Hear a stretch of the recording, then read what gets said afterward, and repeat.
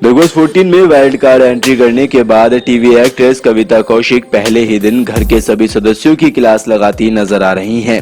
कविता कौशिक पहले ही दिन उन सदस्यों को लताड़ लगाती नजर आ रही हैं जो सदस्य कविता की कैप्टेंसी में बिग बॉस के रूल्स को ब्रेक कर रहे हैं।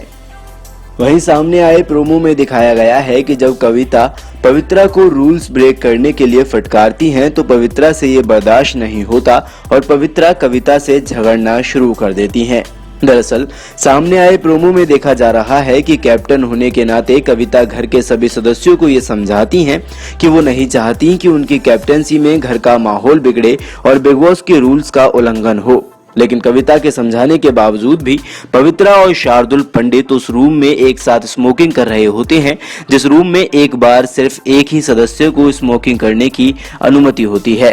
कविता इस दौरान पहले शार्दुल पंडित से कहती हैं कि आप सबसे ज्यादा रूल्स ब्रेक कर रहे हैं। कविता शार्दुल से कहती हैं कि लड़कियों से बात करने से बेहतर है कि आप जाकर रूल्स बुक पढ़ें। कविता पवित्रा को फटकारती नजर आती हैं, जिसके बाद पवित्रा कविता से कहती हैं कि आप प्लीज मुझसे इस लहजे में बात ना करें, जिस पर कविता कहती हैं कि क्या मैं यहाँ पर आपके लिए नागिन डांस करूं। पवित्रा कविता की इस बात को सुनकर काफी भड़क जाती हैं और कहती हैं कि आपको यहाँ आए सिर्फ एक दिन हुआ है, तो आप मुझे मत समझाओ कि मुझे क्या करना है और क्या नहीं। पवित्रा की इन बातों पर कविता ताना मारते हुए कहती हैं कि इसलिए ही बिग बॉस ने आपको रेड जोन में रखा है और आप जैसे लोगों को मैं घर के बाहर खड़ा करती हूँ।